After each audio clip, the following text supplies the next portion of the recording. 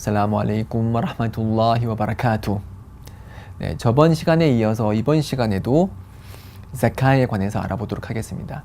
이전 시간에는 자카의 언어적 의미가 무엇이고 그리고 어떤 그런 재산이 자카의 대상이 되는지 쭉 설명을 해드렸는데요.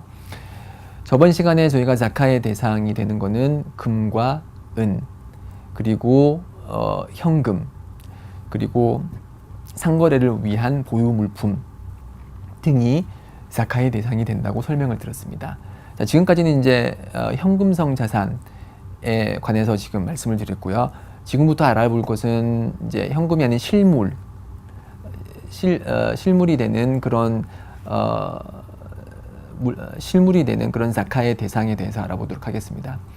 그래서 자카가 의무시 되는 또 다른 종류의 재산은 바로 이제 대지에서 수확한 곡물을 뜻합니다.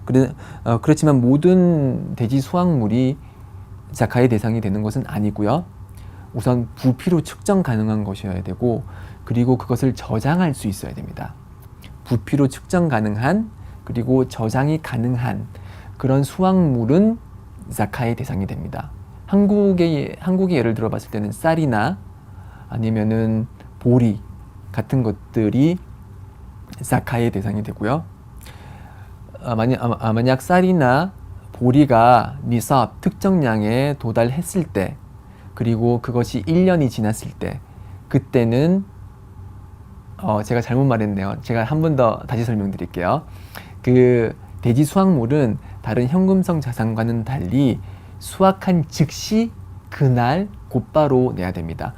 제가 이전에 설명드렸던 것은 1년이 지나야지 자카가 된다고 했지만, 지금 제가 설명드리는 이제 곡물은 그 곡물을 수확한 그날 즉시 내야 되는 것이고요. 그리고 그 수확한 곡물이 특정량에 도달했을 때 그때 자카를 내야 됩니다. 그래서 쌀이나 보리 같은 경우는 768kg에 도달했을 때 그때 자카를 내야 됩니다. 그리고 그 자카를 낼 때 그 비율도 상황에 따라서 달라지는데요. 그래서 곡물을 이제 수확하기 위해서 이제 관계를 통해서 인위적으로 물을 댔다. 그럴 경우에는 수확물의 5%만을 내고요. 그렇지 않고 이제 하늘에서 떨어지는 비만을 의존을 해서 그런 관계 시설을 만들기 위한 노력을 하지 않았을 경우는 10%를 냅니다. 그래서 예를 들어서 쌀을 10가마니를 수확한 사람이 있다고 해봐요. 10가마니를 수확한 사람, 한 가마니가 몇 킬로죠? 보통 8kg 정도 해요. 그래서 80kg, 제가 잘못 말씀드렸습니다. 한 가마니가 한 80kg 정도 하는데 10가마니면은 800kg죠, 그렇죠? 그래서 이 사람이 수확한 쌀이 관계시설을 통하지 않고 그냥 하늘에서 떨어지는 물을 통해서 수확을 한 것이라면은 그 사람은 수확한 그 쌀의 10%, 즉 10가마니의 10%니까 한 가마니만 내면 되죠. 그 한 가마니는 하나님을 위해서 자카로 내야 되는 것입니다. 그렇지만 관계시설을 만들어서 자신이 인위적으로 물을 댔다면은 5%만 내면 되는 것이고요.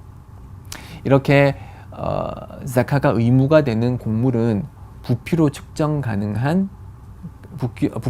가능해야 되고, 그리고 저장이 가능한 그런 곡물입니다. 예를 들어서 배추를 수확하고 있는 농부가 있다고 해봐요.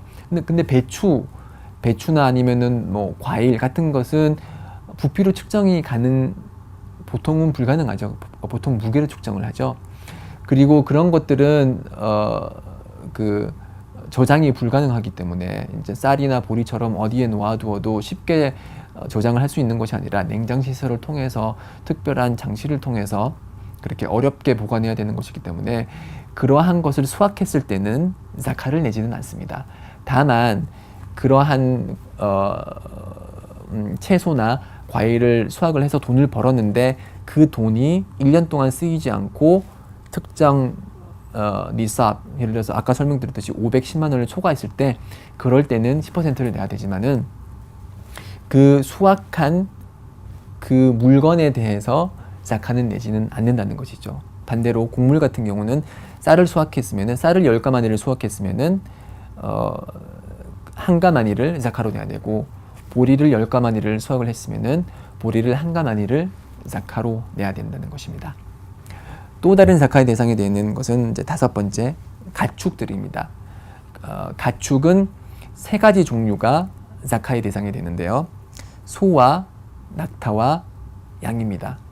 낙타 같은 경우는 저희 한국에 없기 때문에 취급하지 않겠고요. 양도 상당히 드물죠. 그래서 예를 들어서 양은 이제 40마리의 양이 있으면 한 마리를 내는 식으로 그렇게 자카를 계산을 하고요. 소는 저희들이 이제 한우라고 해서 아주 시장 가치가 높은 그런 동물을 사육을 하는 경우가 많은데요. 그 소 같은 경우는 30마리를 가지고 있으면은 그 30마리를 가지고 있으면은 1년산 송아지를 한 마리를 내야 되고요. 40마리를 가지고 있으면은 2년산 송아지를 자카로 내야 됩니다. 그런 식으로 쭉쭉쭉 계산을 해 나가는 것입니다. 그래서 70마리의 소를 키우고 있다, 70마리의 한우를 가지고 있다 그러면은 1년산 송아리 한 마리, 2년산 송아지 한 마리 이렇게 되고, 80마리의 한우를 가지고 있다 그러면 어떻게 해야 되죠? 2년산 송아지 2마리를 내면 되겠죠. 60마리의 한우를 가지고 있으면은 1년산 송아지 2마리를 내면 되겠죠. 자, 소는 한 번 더 제가 설명드릴게요. 30마리를 가지고 있으면은 1년산 송아지를 내야 되고, 그리고 40마리를 가지고 있으면은 2년산 송아지를 내면 됩니다. 50마리를 갖고 있으면은 2년산 송아지 그대로 내면 되고요. 60마리를 가지고 있으면은 30이 2개 모인 거기 때문에 1년 된 송아지 2마리를 내면 되겠습니다. 이런 식으로 자카를 계산을 합니다. 그렇지만 이 가축 같은 경우는 그 준비된 사료를 통해서 먹이는 경우에는 자카를 내지 않습니다. 왜냐하면은 준비된 사료가 많은 비용을 초래하기 때문에 그러한 경우에는 자카를 내지 않고요. 다만 자연 방목을 했을 경우, 그럴 경우에만 이러한 계산을 통해서 자카를 내는 것입니다. 예, 이런 식으로 저희가 자카를 내는 방법에 대해서 알아봤고요. 그러면 이렇게 자카를 계산을 했을 때 누구에게 자카를 어떻게 쓰냐라는 문제가 남아 있겠죠. 그래서 자카를 받는 사람들은 이제 7가지 부류가 있는데 155페이지를 보시면은 7부류의 자카가 허락된 분들이 있어요. 그들 중에 이제 가장 많이 쓰이는 분들은 이제 가난한 자, 그리고 불우한 자들에 대해서는 저희가 자카를 쓸 수가 있고요. 그리고 하나님의 길에서 분투하는, 예를 들어서 이슬람 지식을 얻기 위해서 열심히 이제 노력하는 대학생 같은 경우에 자카를 쓸 수가 있죠. 왜냐하면은 그 자는 하나님을 위해서 분투하는 자이기 때문에 쓸 수가 있고요. 그리고 자카를 낼 때 예를 들어서 가난한 친척이 있다. 그러면은 가난한 친척에게 자카를 주는 것이 훨씬 더 권장되죠. 왜냐하면은 자카를 가난한 친척에게 줌으로써 가난한 자에게 주기 때문에 가난한 것에 대한 도움이 되고요. 그리고 또한 친척 관계에 있는 사람에게 주는 것이기 때문에 친척과 저와의 관계를 원활히 하는 그런 역할을 하기 때문에 만약에 친척분들 중에 가난한 분이 있다면은 그분에게 자카를 직접 건네시면 되고요. 그렇지만 주위에 이 7가지 부류를 지닌 사람, 이런 7가지 부류에 속한 사람 무슬림이 아무도 없다. 그럴 경우에는 성원에 자신의 자카를 내시면서 제가 이러이러하니 그 성원에서 알고 계신 분들을 위해서, 그런 분들을 위해서 대신 자카를 써달라, 그렇게 맡기는 것도 허락이 됩니다. 그렇지만 기본 원칙은 자신이 알고 있는 주위의 가난한 그리고 불우한 무슬림들을 위해서 자카를 내는 것이 기본 원칙입니다.